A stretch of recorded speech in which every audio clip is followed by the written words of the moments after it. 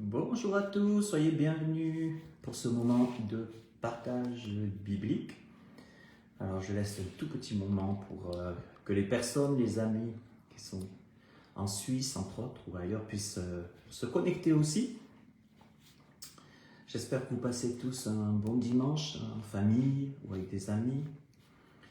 Et si vous êtes seul, je prie, j'espère que vous avez vraiment la paix et la joie du Seigneur sur vous, avec vous. Voilà, donc, alors on va démarrer, on reprend, après cet été, on est à la fin de l'été, on reprend nos enseignements bibliques. Donc aujourd'hui, je voudrais parler sur le thème de résister ou de discerner la politique de la pensée unique. Nous allons donc en parler maintenant.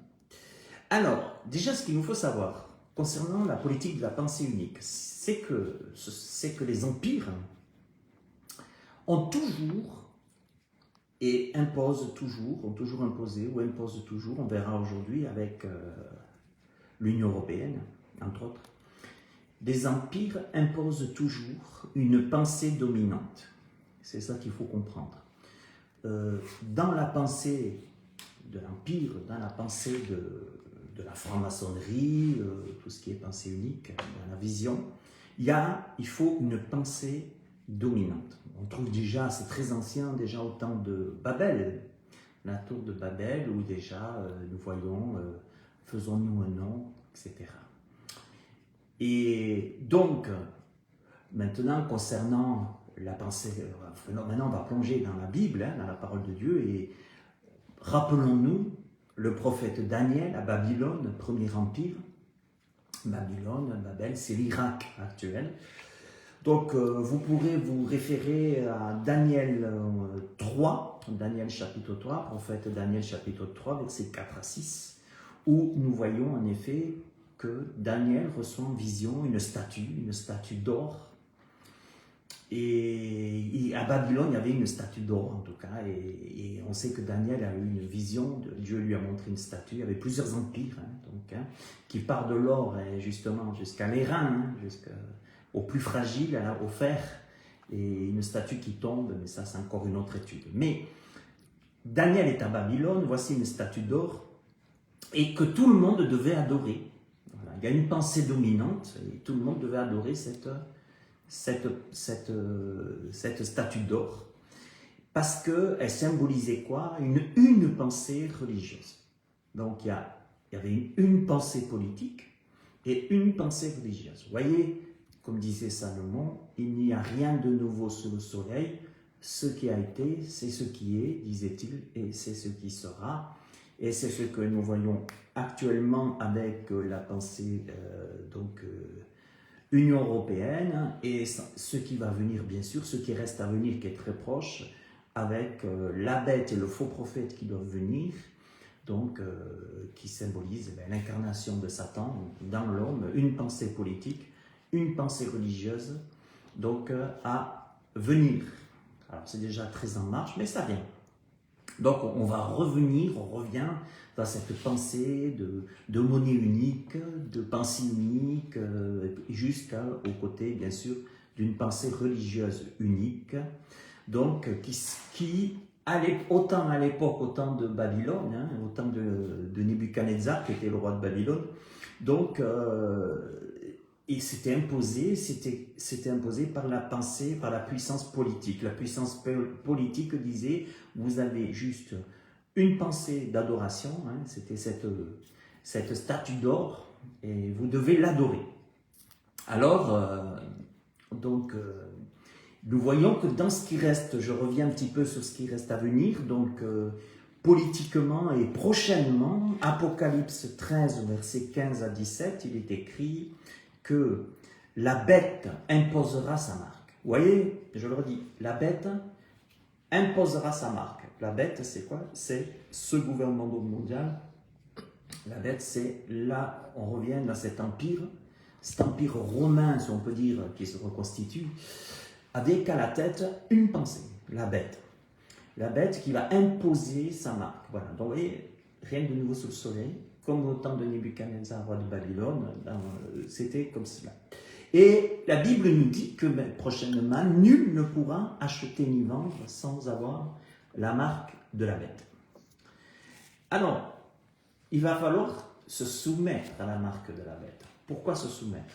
Ben, regardez déjà aujourd'hui, on est en train de nous dire, pour acheter et pour vendre, de plus en plus, ça devient très serré. Il faut, entre autres, bien sûr, le côté de l'informatique, entre autres, hein, donc le côté de la monnaie unique, hein, et surtout, on finit gentiment avec le côté où chacun pouvait gérer un peu ses finances comme il le voulait, sans trop de contrôle, etc. Ça disparaît, ça disparaît, ça disparaît.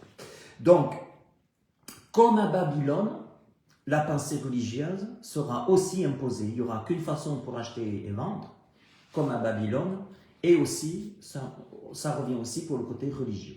Ça veut dire qu'on va dire, bon écoutez, maintenant, Israël, les chrétiens, les musulmans, les ci, les ça, donc il n'y aura qu'une façon, voilà ce qui sera possible de faire, ce qui sera toléré. D'accord? C'est un œcuménisme, chacun a son Dieu, et voilà. Et alors, nous voyons que ce qui s'est passé par la suite, ainsi chaque empire cherche à uniformiser les consciences. Je m'explique. Pour créer un empire, il faut préparer les consciences. Voilà. Pour préparer les consciences, il faut les médias. Parce que s'il n'y a pas de médias, il faut faire passer le message. Aujourd'hui, c'est beaucoup plus facile de faire passer un message par les médias qu'autrefois au temps de l'Empire. Si on prend l'exemple de Babylone. Hein. Après, il y a eu les Mèdes, les Perses, il y a eu les Grecs et les Romains par la suite. Voilà. Donc aujourd'hui, il faut uniformiser les consciences. Donc pour uniformiser les consciences, qu'est-ce qu'on va faire? On va utiliser les médias, la télé, les journaux, la radio, Internet, Facebook, Twitter. Alors, et donc tout ce qui ne correspond pas à la pensée unique, au courant de la pensée unique, ce que l'Empire, ce que l'Union européenne par exemple, pour nous cherche à imposer, qu'est-ce qui se passe? Ils vont utiliser, ils vont dire, écoutez, c'est comme ça, c'est comme ça, c'est comme ça. Les paysans, vous êtes bien gentils, tout le monde est bien gentil, mais nous, on a décidé que c'est comme ça. Et c'est pour cela que moi-même, je résiste à la pensée unique en votant bien sûr contre l'Union européenne. Pourquoi j'ai dit ça? Parce que moi, je suis pour, et je trouve qu'il y a de la diversité, que Dieu a donné des dons au travers de tous les hommes, dans tous les pays. Mais je préfère, personnellement, qu'on reste dans la liberté et puis dans l'enrichissement des peuples, avec leur culture, des choses. Il y a beaucoup de choses à faire. Et personnellement, je préfère en tout cas vraiment, comment dire, une union. Une union, voilà, si on peut dire, en restant que chaque pays garde sa neutralité. Hein. Je préfère une Union européenne au service des nations que les nations au service de l'Union européenne. C'est plutôt ça. Hein. Chacun garde sa liberté, etc. Mais malheureusement, voilà, chaque empire va chercher à uniformiser les consciences, bien sûr, pour mieux contrôler les peuples. C'est-à-dire, à un moment donné, vous n'avez plus le choix. Tout simplement, vous n'avez plus le choix. Voilà. Et c'est pour ça que nous, en tant que chrétiens, qu'est-ce qu'on doit faire? On sait très bien déjà ce qui s'est passé. Si on lit la Bible, on regarde les empires qui se sont passés, on sait qu'à un moment donné, je vous le dis, tous les empires finiront par massacrer les vrais chrétiens. Les vrais chrétiens, la pensée chrétienne. Tous. Et ça, c'est quelque chose, on pourrait se dire, mais non, avec le communisme, on tolère tout. Non, à un moment donné, ça vient comme ça. La pensée unique, elle n'est pas soumise à Dieu. Il faut le savoir. Les peuples nous l'ont montré, les générations nous l'ont montré. Donc, en fait, il faut comprendre aussi une chose, c'est que l'Empire impose et Dieu libère. Voilà. Mais l'Empire impose. Alors, revenons dans la résistance de la foi. Prenons l'exemple de Daniel à Babylone. Je trouve que c'est un très bon exemple pour savoir comment réagir nous par rapport à la pensée unique. Voilà que Shadrach, Meshach et Abednego ont été miraculeusement délivrés de la fournaise Parce qu'ils avaient refusé d'adopter la pensée unique par l'empire babylonien.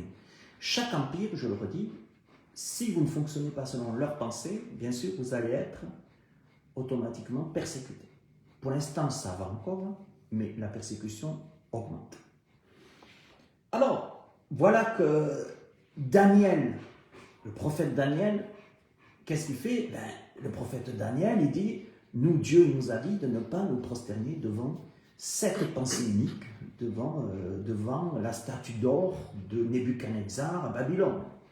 Donc nous, on ne se prosternera pas. Voilà qu'à un moment donné, les croyants, qu'est-ce qu'ils font? Ils ouvrent leur Bible avant de dire oui, amen, avant d'adopter, ils vont discerner la pensée unique, le régime de la pensée unique. Le régime babylonien, je le redis, après il y a eu des Perses, il y a eu les Grecs, il y a eu les Romains, et puis maintenant l'Union européenne avec la mondialisation qui se remet en marche. Alors, nous, il nous faut faire pareil. Je dis toujours, moi personnellement, avant de voter, j'ouvre ma Bible. Voilà, c'est tout, terminé. Avant de dire oui, amen, j'ouvre ma Bible. Et voilà que Daniel, et puis, je le redis, Shadrach, Meshach, Abednego, qu'est-ce qu'ils font? On leur dit, l'Empire leur dit, vous savez, maintenant, vous devez adorer cette statue. Il y a une pensée unique, politique et religieuse, et vous devez l'adorer. Si vous n'y rentrez pas, c'est la fosse lion. Terminé. Basta. Donc, je le redis, l'Empire impose, Dieu libère. Mais il y a ce pas à faire, ce pas de foi, de dire, à qui vais-je être soumis? Est-ce que je vais être soumis à l'Empire, ou est-ce que je vais être soumis et faire confiance à Dieu dans l'épreuve qui me délivrera de la gueule des lions? C'est pas grave, le truc, c'est pas grave. Donc, qu'est-ce que je vais faire? Alors, c'est là que je vois que c'est très intéressant, c'est que la véritable foi et la soumission à la parole de Dieu, finalement, leur ont amené la libération par Dieu. Mais ils ont refusé. Ils ont refusé la pensée unique. Ils ont refusé ce système. Ils ont été mis dans la fournaise. Et ils ont été mis dans la fournaise, exactement, dans la fosse au lion. Donc, ils avaient refusé d'adopter la pensée unique imposée par l'Empire babylonien. Alors vous allez me dire, certains vont dire, ah oui, mais Dieu a dit qu'il faut se soumettre aux autorités. Non, non, non, non, jamais. Dieu n'a pas dit de se soumettre aux autorités. Dieu a dit de se soumettre aux autorités dans le discernement.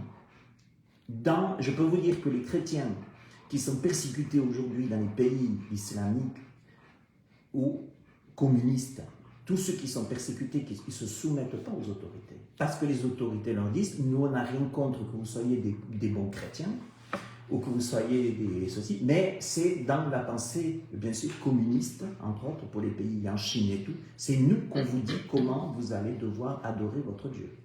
Mais bien sûr que les chrétiens, les vrais chrétiens, ne vont pas se soumettre à une pensée unique religieuse, chrétienne par exemple, de l'Église, qui va leur dire, voilà, vous devez adorer notre roi, vous devez adorer ce qu'on vous dit d'adorer. Voilà, si on vous dit de marier des homosexuels, vous marierez des homosexuels. Mais ça, ce n'est pas dans les pays communistes, je vous rassure, ni dans les pays islamiques. Mais pour vous donner un exemple, chez nous en Europe, on va dire, attendez, vous pouvez être dans l'église, mais vous devez adorer ça, faire ci. Puis vous allez être là. Moi, je veux bien me soumettre aux autorités, mais jusqu'à un certain niveau que Dieu me demande de me soumettre. Moi, je sais que Jésus, il m'a dit que ton oui soit oui, que ton non soit non, le reste vient du malin. Moi, la franc-maçonnerie, ça ne m'intéresse pas. La franc-maçonnerie, c'est la pensée unique des empires. C'est tout. La franc-maçonnerie, elle n'est pas de maintenant. Ça a toujours, dans le cœur de l'homme, il y a toujours eu cette pensée d'empire, il y a toujours eu cette pensée de dire, dans le cœur de l'homme, faisons-nous un nom, bâtissons-nous une tour, etc. Faisons-nous une église, faisons-nous ce qu'on veut, donnons-nous un nom. Non, non. Nous, il n'y a aucun autre nom par lequel on peut être sauvé, et nous, on se soumet qu'à un seul nom, c'est le nom de Jésus. Voilà. Donc, je me soumets aux autorités, ça c'est vrai, oui, Dieu nous demande de nous soumettre aux autorités, jusqu'au niveau qu'on peut être soumis. Mais à un moment donné, bien sûr, je ne me soumettrai pas à une autorité maçonnique qui va me dire, maintenant, tu dois adorer, tu dois te prosterner devant une épée ou je ne sais quoi. Non, ça, jamais, jamais. Donc, mes amis, voilà que on revient avec le prophète Daniel à Babylone, et voilà que la véritable foi va libérer de la peur des empires. Moi, je suis impressionné. Il y a de quoi avoir peur avec les empires. Il y a de quoi avoir peur avec l'empire islamique qui va égorger les chrétiens, qui va tuer, encore aujourd'hui, pendant que je vous parle, il y a des chrétiens qui vont se faire égorger, qui vont se faire tuer dans les pays islamiques. Mais, je veux dire, comment ça se fait qu'il y a une foi qui libère de la peur des empires et de leur pensée unique? Et Daniel et les siens, ils sont dans cette foi. De dire, nous, Dieu nous a dit, tu ne te prosterneras pas devant d'autres dieux, mais on accepte le châtiment de la pensée unique, on accepte la fausse religion. Mais voilà que Dieu en avait décidé ainsi. Mais à d'autres occasions, pendant l'Empire romain, il y a des gens qui ont bien été, les chrétiens qui ont bien été malheureusement massacrés par des lions, etc. Mais il y en a qui chantaient les louanges. On se demande qu'est-ce qui se passe au moment où vient, c'est ce que Dieu permet. Il y a une foi qui libère de la peur des empires. Parce que dans ce monde, soit je me soumets au système, soit, bien sûr, c'est cuit. D'accord? Alors, regardez un petit peu.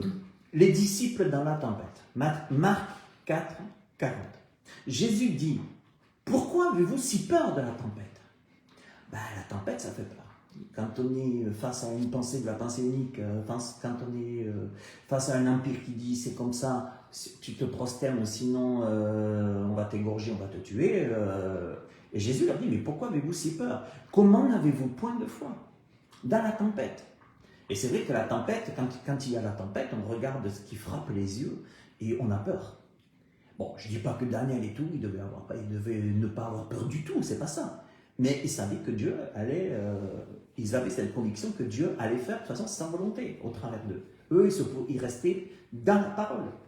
Et voilà que, finalement, Jésus leur dit, mais comment n'avez-vous pas de foi? Comment n'avez-vous pas de foi? La foi ne supprime pas les tempêtes. La foi ne supprime pas les persécutions islamiques. La foi ne supprime pas les persécutions communistes. La foi ne supprime pas toutes sortes de persécutions. Jésus a dit, si on m'a haï, on va vous haïr. Si moi on m'a persécuté, on va vous persécuter. Même quiconque vous mettra à mort, croira rendre un culte à Dieu. Alors, la foi ne supprime pas les tempêtes, mais elle donne la paix au milieu de l'épreuve. Et c'est ça que nous devons réaliser. Jésus a dit, je vous donne ma paix, je vous laisse ma paix, je vous donne ma paix, et je ne vous donne pas comme le monde donne.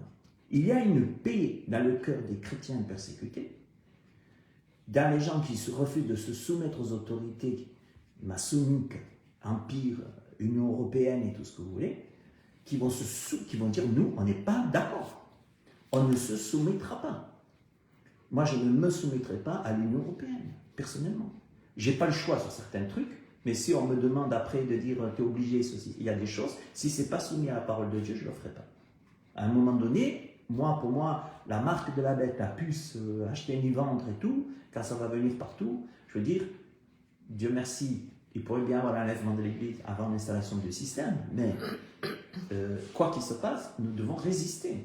Ça me fait penser à la tour de Constance, à Aigues.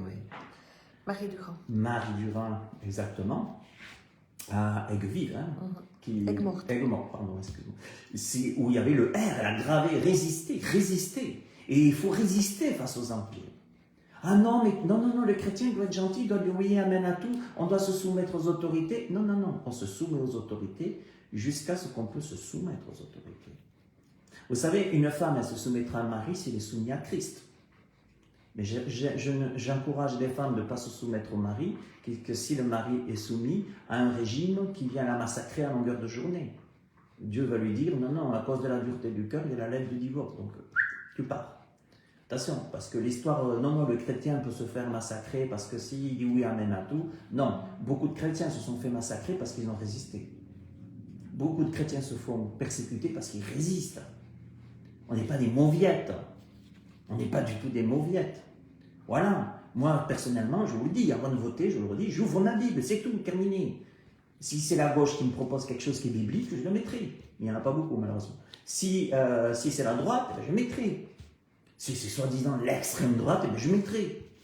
Moi, ce que je regarde, c'est ce que dit la Bible avant pour les votations, ce qu'en pense Dieu. Et c'est ça qui est important. Alors, là, pour dire, nous arrivons maintenant dans les chrétiens aussi, on arrive dans des persécutions de plus en plus fortes, mes amis. Dieu, dira Paul, ne nous a pas donné un esprit de timidité. Il le dira à Timothée. Mais il leur a donné, Dieu ne nous a pas donné un esprit de timidité, mais un esprit de force, un esprit d'amour, un esprit de sagesse.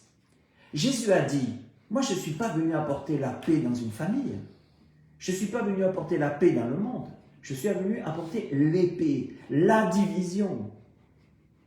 Mais la vie chrétienne, ce n'est pas une vie à l'eau de rose.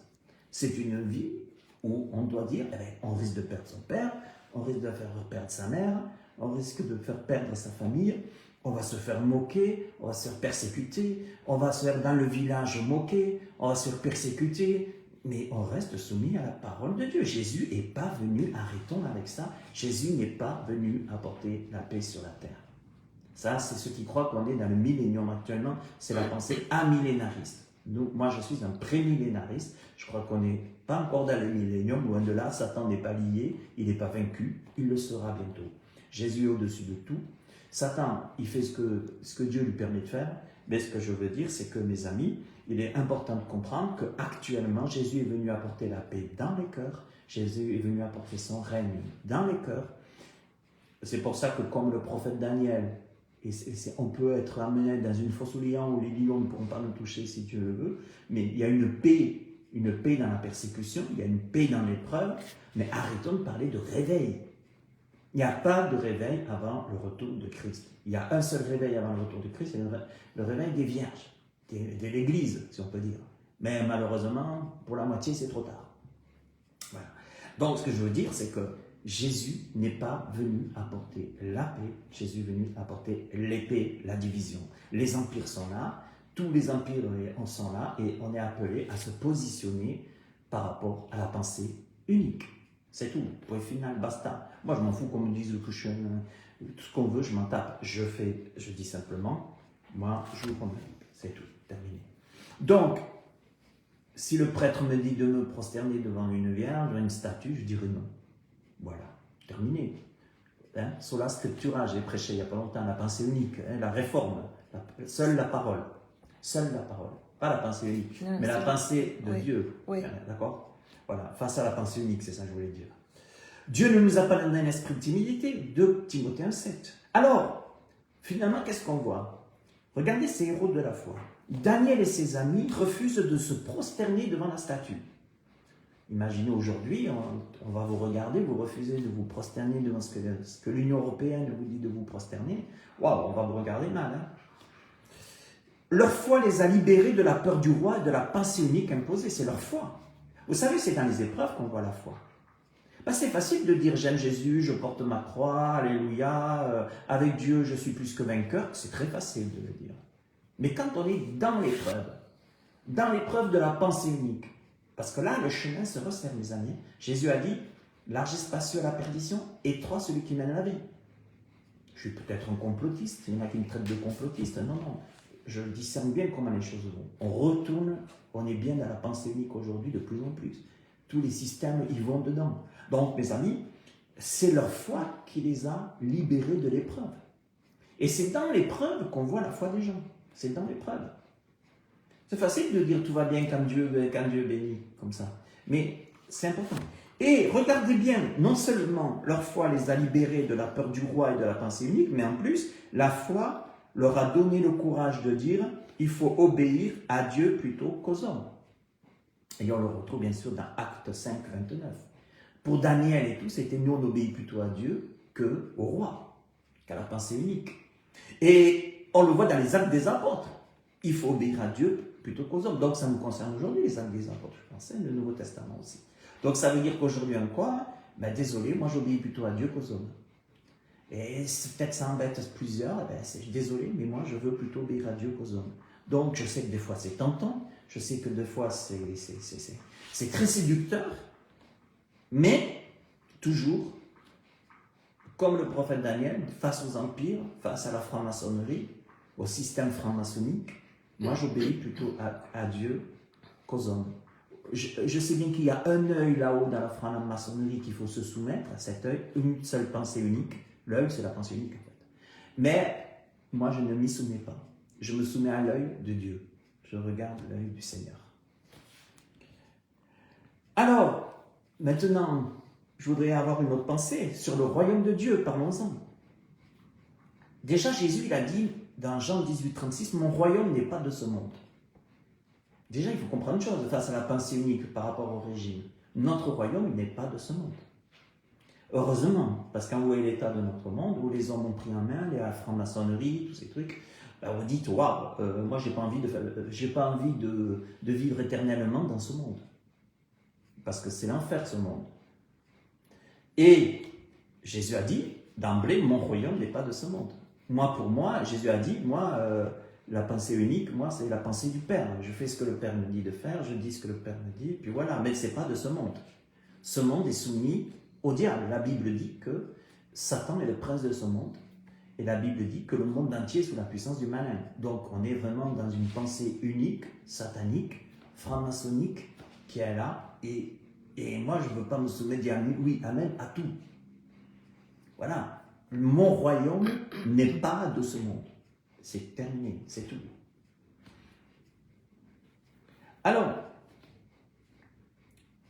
ce verset est central pour bien comprendre la différence entre les empires qui imposent leurs pensées et le royaume de Dieu qui libère. Le royaume de Dieu libère. Si le Christ vous a franchi, on est libre. Mais on est persécuté parce qu'on ne va pas se soumettre dans ce que Dieu ne veut pas qu'on se soumette au travers des empires. Le royaume de Jésus n'est pas un royaume terrestre. Ça aussi, je ne comprends pas que des fois des chrétiens me disent « Non, mais moi je marche, je foule et Dieu me le donne. » Non, ça je peux te dire, ça reste bien à venir dans le royaume de millénaire. Ok, d'accord, tu peux prier, Dieu nous appelle à prier partout, dans tous les lieux, c'est sûr, en tout lieu, dit Paul. Je veux voir des hommes qui élèvent, en tout lieu. Mais il n'y a pas de magie, Dieu me donne cet endroit, puis le diable ne pourra plus l'attraper. Ça, c'est des conneries, je peux vous le dire. Donc, ce que je veux dire, c'est que mon royaume n'est pas de ce monde. Les empires, même les empires qui ont imposé leurs pensées, ont été détruits au temps de Dieu. Il faut savoir une chose, c'est que l'Union européenne, sa pensée sera détruite d'une façon ou d'une autre au temps de Dieu. Tout, que ce soit l'empire cela, que ce soit tout l'empire de Moscou, du communisme, de tout ce qu'on veut, tous les empires, même à un moment donné, quand Dieu dit stop, c'est stop. Tous les empires vont s'effondrer. Tous les empires se sont effondrés et tous les empires à venir s'effondreront. Et l'antichrist et le faux prophète, bientôt à venir sur la terre, s'effondreront quand Jésus apparaîtra, reviendra sur le monde des Oliviers, en Israël. C'est tout. Et ça tombera. Tous les empires tomberont. Mais nous, on a un Dieu qui est au-dessus, c'est quand même un Dieu tout-puissant et qui ne tombera pas. Vous savez, nous, le ciel et la terre passeront, cette chair, elle va mourir, mais Jésus a dit que quiconque croit en moi, même s'il meurt, il vivra. Et alors, le royaume de Jésus n'est pas terrestre. Contrairement aux empires humains qui étaient terrestres. Babylone, un empire terrestre. Rome, un empire terrestre. Même avant Rome, les Mèdes et les Perses, c'est un empire terrestre. Les Grecs, c'est un empire grec. Romain, c'est un empire... Mais tout ça, ça reste des empires terrestres. L'Union européenne, un empire terrestre. L'Antichrist qui vient avec le faux prophète, un empire terrestre. Mais l'empire qui viendra, le Seigneur va mettre à terre, il continuera à mettre à terre tous les empires pour instaurer son royaume et son règne sur la terre.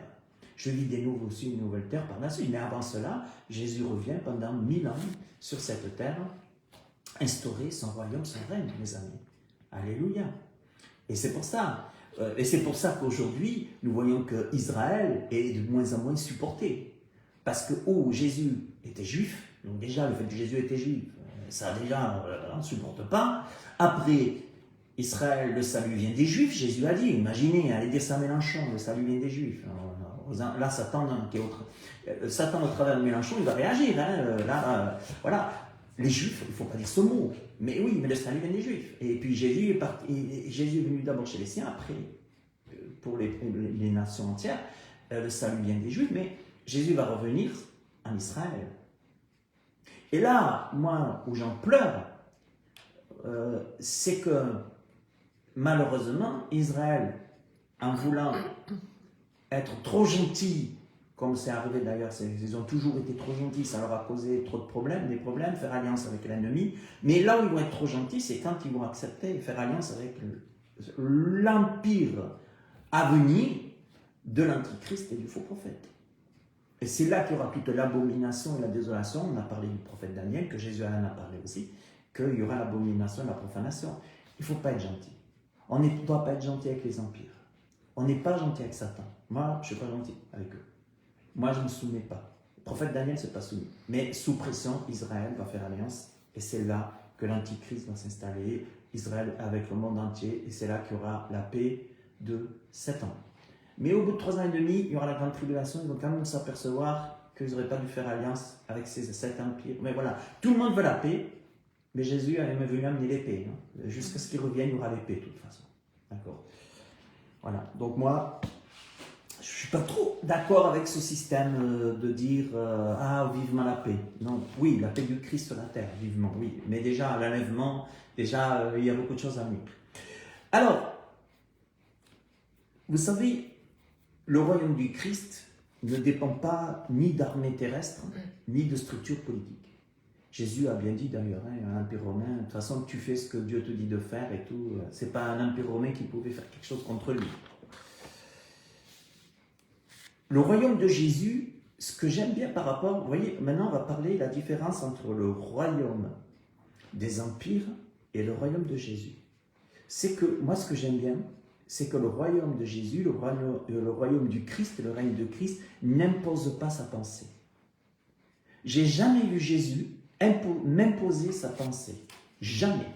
Me dire, tu dois faire ça, tu dois faire ça, tu dois faire ça, sinon tu vas m'en faire, sinon tu vas m'en faire. Si tu veux... Non, non, ça c'est la religion. C'est pas, la religion n'est pas le royaume de Jésus. Les royaumes politiques, religieux imposent leur pensée. Jésus, le royaume de Dieu, n'impose pas sa pensée. Il la propose pour vivre en paix. Mais il ne l'impose pas. On est libre. C'est pas si tu la prends pas, tu vas au bûcher. Non.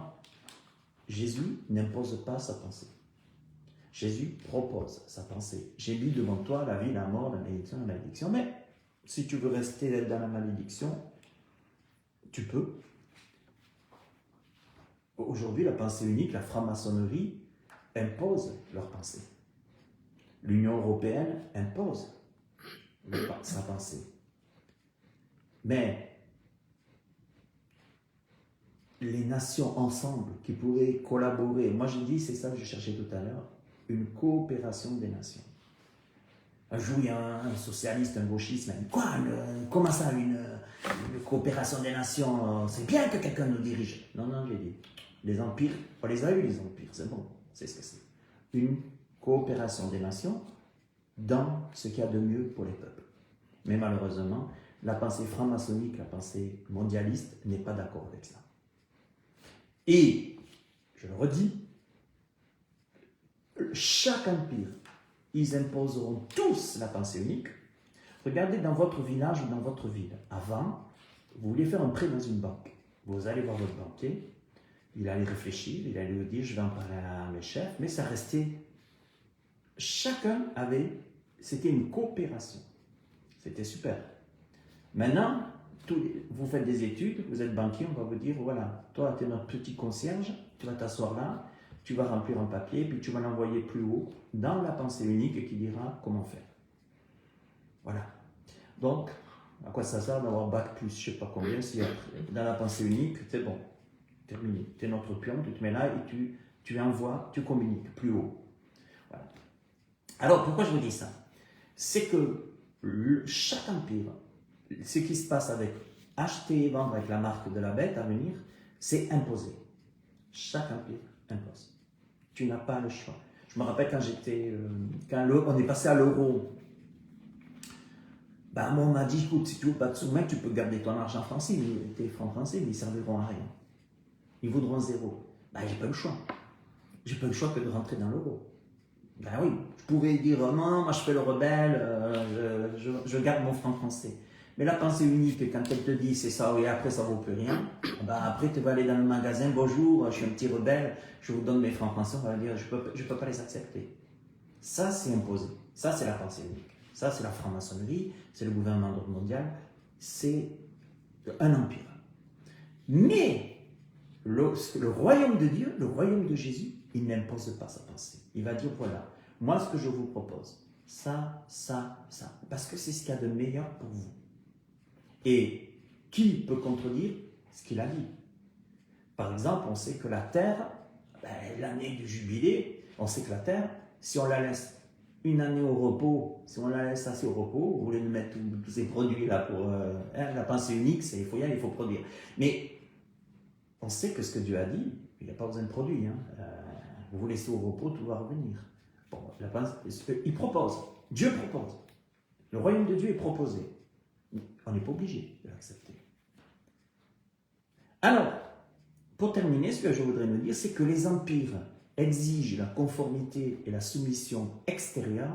Christ, lui, transforme le cœur de l'intérieur par l'Esprit Saint, l'Esprit de la vérité. Dieu nous a donné son Esprit pour pouvoir arriver à accomplir ses pensées. Et rappelez-vous ce que Dieu a dit, et Jésus le dit aussi, mes pensées ne sont pas vos pensées, mes voix ne sont pas vos voix. Donc déjà, rien que ça me dit, mais il te faut discerner ce que l'Empire romain propose, ce que les empires proposent. Mais les pensées de Dieu ne sont pas les nôtres. Donc déjà, de l'homme naturel. Et Dieu nous donne son esprit pour comprendre ses pensées, pour marcher dans ses empires, marcher sur cette terre avec ses empires, et pourquoi faire? Pour arriver à marcher victorieusement, comme ça a été le cas pour Daniel, avec ses amis, et tous, vaut mieux plaire à Dieu qu'aux hommes, dans les actes des apôtres. On voit que des apôtres chantent en prison. L'apôtre Paul écrit les Philippiens en prison, dans les chaînes. Mais on voit que, et puis les Philippiens, c'est l'épître de la joie. En plus, l'épître aux Philippiens, c'est l'épître de la joie dans les chaînes, la joie dans la prison. Mais quand vous avez l'Esprit de Dieu, vous plaignez plutôt ces empires qui conduisent, qui vont droit à la destruction par Dieu au temps de Dieu. Vous avez plutôt pitié, vous priez plutôt pour le centurion romain qui est devant vous, plutôt prier pour lui qu'autre chose. La vraie liberté, elle est dans le royaume du Christ, pas dans ce royaume. Dieu merci, le ciel et la terre passeront. Mais les paroles du Christ ne passeront pas. Là où le monde impose et contrôle, Christ libère et renouvelle. Waouh, d'un coup, on n'a plus les pensées. On se dit, mais on a d'autres pensées. Alors les gens vont dire, mais vous êtes tombé dans une secte. Comment ça se fait que maintenant vous pensez autrement? Alors, pour ne pas être dans une secte, il faut avoir la pensée de ce monde. Débauche, dépendance, alcool, drogue, moquerie, enfin voilà, tous les fruits de la chair. Là, vous êtes normal. Et quand vous passez dans les fruits de l'esprit, vous êtes des anormaux. Vous êtes des extraterrestres. E.T. téléphone maison. C'est des extraterrestres. Vous êtes, pourquoi? Parce que vous avez la pensée du Christ différente que de la pensée imposée dans les empires. Voilà. Donc on vous dit, mais toi tu es dans une secte. Ben, je ne suis pas dans une secte. J'ai l'Esprit de Dieu, le Saint-Esprit que Dieu m'a donné. Et moi, dans ce royaume actuel, dans cet empire aujourd'hui franc-maçonnique, l'Union européenne est bien plus au-dessus, bien sûr. Gouvernement d'ordre mondial bien plus haut, parce que ce n'est pas l'Union européenne qui tient le monde, c'est la finance. Voilà. Donc la finance, c'est un œil, une pensée, c'est... Voilà. D'ailleurs, je vous le dis, ce n'est pas impossible qu'il y ait une faillite déclarée pour que ce ne soit plus même l'Union européenne qui dirige les finances, la Banque européenne, mais plutôt la Banque mondiale. Vous savez, Macron, ce qu'il fait, c'est ce qu'on lui dit de faire. Il est mondialiste. Tous les empires, qu'est-ce qu'il faut faire? On met dans la disette, on appauvrit, mais on concentre tout ensemble dans une pensée, dans un écu, dans une monnaie, voilà. Donc l'Union européenne, elle va tomber, comme tous les autres, pour mettre une façon de penser, de voir, d'acheter, de vendre. Donc, ce n'est pas impossible que cette faillite, là, tout ce qui se fait en France, est quand même dirigé. Il ne faut pas croire. Parce que Macron, lui, c'est un mondialiste. Le but, c'est que tout se casse la gueule pour après, gentiment, laisser la place ou transférer plutôt à la banque mondiale. Voilà. Qui tient le monde? Mammon, les finances. Voilà, on ne peut pas servir Dieu et Mammon, et puis c'est comme ça. 2 Corinthiens 3,17. Or, le Seigneur, c'est l'Esprit. Et ce que Daniel et le prophète Daniel et les siens ont vécu, puis les autres, dans les royaumes face aux empires, et là où est l'Esprit du Seigneur, là est la liberté. L'essentiel pour avoir la liberté face aux empires, on est sous le régime d'empire, mais pour avoir la liberté, il faut l'Esprit du Seigneur. Et c'est pour ça que je vous dis, vous avez des apôtres qui chantent en prison, vous avez des gens, mais ils sont... Daniel, qui, je ne sais même pas s'il ne chantait pas dans la fosse au lion, Daniel, mais ils étaient en paix, parce qu'ils étaient libres. Ils étaient libres, ils étaient esclaves extérieurement, esclaves du péché, esclaves de tout ce qu'on voulait, mais intérieurement, ils étaient libres. Ils avaient une liberté que le monde ne peut pas donner. Mes amis, la bonne nouvelle, pour terminer, c'est que les empires passent, mais le royaume de Dieu demeure. Jésus a dit, je suis l'alpha et l'oméga. Je suis le commencement et la fin. Donc vous savez, à quoi ça sert de mettre tout son cœur, tout son trésor dans les choses passagères, vaines, antichrist, anti-bibliques? À quoi ça sert de se souiller avec de ce qui nous détruit, plutôt que de dire, moi j'investis dans le royaume de Dieu. Je vis pour le royaume de Dieu, je vis pour l'alpha et l'oméga. Et je sais une chose, c'est que quoi qu'il peut se passer, quoi que va faire chaque empire passera. Et heureusement, ce n'est pas la franc-maçonnerie qui aura le dernier mot, ce n'est pas l'Union européenne qui aura le dernier mot, ce n'est même pas les finances qui auront le dernier mot, ce n'est pas le gouvernement mondial qui aura le dernier mot, c'est Christ qui aura le dernier mot. Dieu aura le dernier mot. Au temps donné, Jésus viendra et convoquera toutes les nations qui se seront mises contre Jérusalem, contre Israël, et il va s'en occuper. Mais voilà, c'est comme ça. On le croit ou on ne le croit pas. Moi, je le crois. Jésus appelle maintenant, attention, moi je le redis, Satan n'est pas lié, il n'est pas vaincu. Oui, il est dans ce que Dieu a fait, dans ce que Christ a fait, mais ce n'est pas encore le moment. Jésus quand même appelle le diable le prince de ce monde. L'antichrist, Satan, va s'incarner dans l'homme comme Dieu s'est incarné dans l'homme, dans le Christ. Attention, Jésus appelle le diable le prince de ce monde. Donc l'antichrist qui vient, cet empire, le dernier empire de l'antichrist, c'est le diable, le prince de ce monde quand même. Il va faire des miracles. De toute façon, il va séduire. Il y aura des miracles. Il y aura des prodiges. Il fera descendre le feu du ciel, comme c'était le cas avec le prophète Élie. Mais déjà, en Égypte, il y a bien longtemps, face à Moïse, et ce n'était pas un problème de changer l'eau en sang. Ce n'était pas un problème de faire des choses. Mais Dieu a eu le dernier mot. Le royaume égyptien n'a pas eu le dernier mot. Mais Paul, attention, Paul nomme Satan le Dieu de ce siècle. Le Dieu avec un petit d de ce siècle. 2 Corinthiens 4,4. N'oublions pas que Satan exerce une influence sur les médias, sur les réseaux sociaux, regardez qu'est-ce qu'on nous a dit en France. Vous savez, les Français, ils ont une particularité, dans tous les pays. Un Français, enfin, pas tous heureusement, il y en a quand même qui sont chrétiens qui ont du discernement, mais un Français, vous le mettez devant le journal de 13h et de 20h, il va faire comme ça. Faut voter Macron, sinon c'est le chaos. Oui. Vous savez, c'est comme dans les pays communistes. Oui. On le fera. On le fera. Parce que Satan est autant derrière les pouvoirs politiques, ce que vous voulez, communistes, qu'en Europe. Eh oui. Puis alors vous, quand vous dites quelque chose, quand vous contrez cette pensée unique, quand vous contrez ce système, quand les médias crachent en longueur de journée sur Israël, sur les Juifs, vous allez dire, attendez, moi j'ouvre ma Bible, ah oui, ben désolé, je comprends, c'est écrit, hein, je sais d'où vient le combat, mais moi je ne peux pas dire la même chose. Oh, mais aujourd'hui, vous n'êtes plus normal. Et vous savez ce que je veux dire? C'est que Satan est toujours le prince de ce monde. Et la Bible dit dans l'Apocalypse que Dieu, à un moment donné, il va même, ça c'est important, je peux vous dire, c'est après, c'est le millénium. Dans le millénium, il y a des gens qui refuseront de se tourner vers le Seigneur malgré que Jésus sera sur la terre en Israël. Et il y aura même des démons, et c'est la dernière des dernières, il y aura même des démons qui vont être relâchés par Dieu pour aller exterminer ces derniers, pour tourmenter. Et ce sont les démons qui rassemblent les nations contre Israël. Mais quand j'entends des chrétiens qui disent « Oh, mais Israël, mais ils ne sont pas parfaits. C'est des hommes. Mais ils sont là. Jérusalem restera à sa place. Et Dieu va les convoquer, ces nations. Satan fait toujours une infiltration, il le fera toujours. Mais ce qui se passe est normal. C'est spirituel. Satan est le prince de ce monde.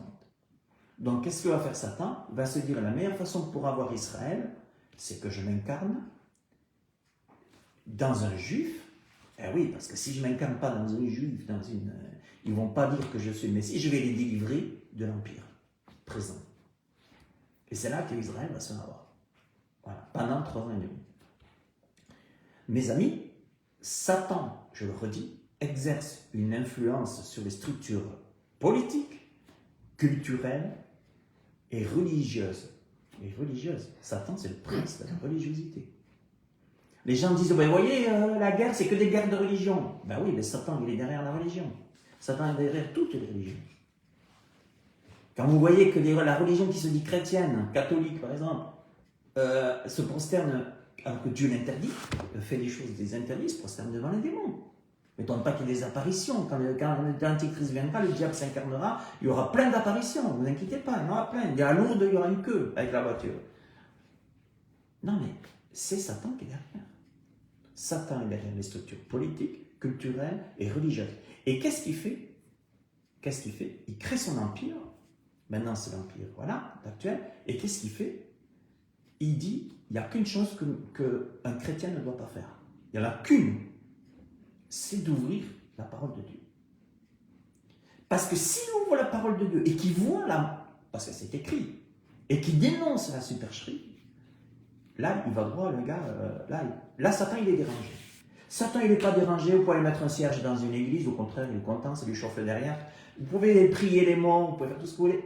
Dieu l'interdit, vous le faites, vous faites de l'occultisme, c'est pas grave, ça ne le dérange pas. Mais ce qui le dérange, c'est simplement, comme la réforme, qu'on réponde avec la Bible, qu'on ouvre la Bible, qu'on nous, c'est la parole de Dieu. Mes amis, derrière ces empires humains, derrière tous les empires humains, il y a une réalité spirituelle. Satan cherche à se faire adorer au travers de chacun.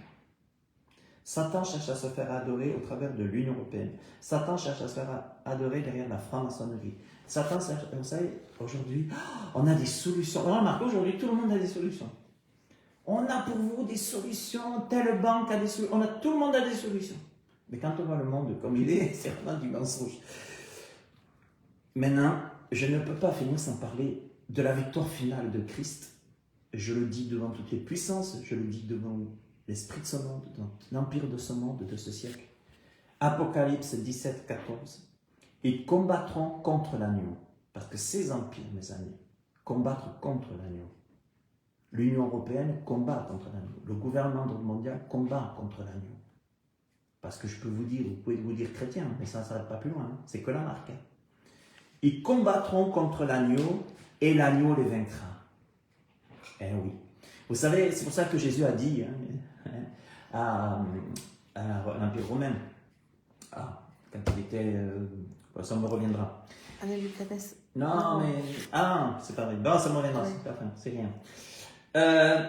Il a dit, tu fais ce que tu peux juste faire. À Pilate, voilà, je cherchais. Oui. Pilate, tu fais ce que Dieu te dit, permis que tu fasses.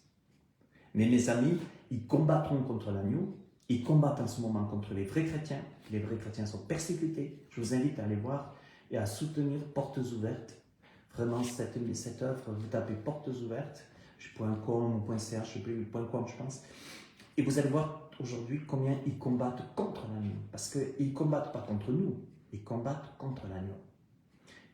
Et l'agneau les vaincra. Parce qu'il est le Seigneur des seigneurs et qu'il est le roi des rois. Les empires de ce monde sont temporaires. Je suis temporaire. Le royaume de Dieu est éternel. À quoi sert-il à un homme de gagner le monde s'il venait à perdre son âme? Satan utilise les empires pour imposer, Christ règne pour libérer.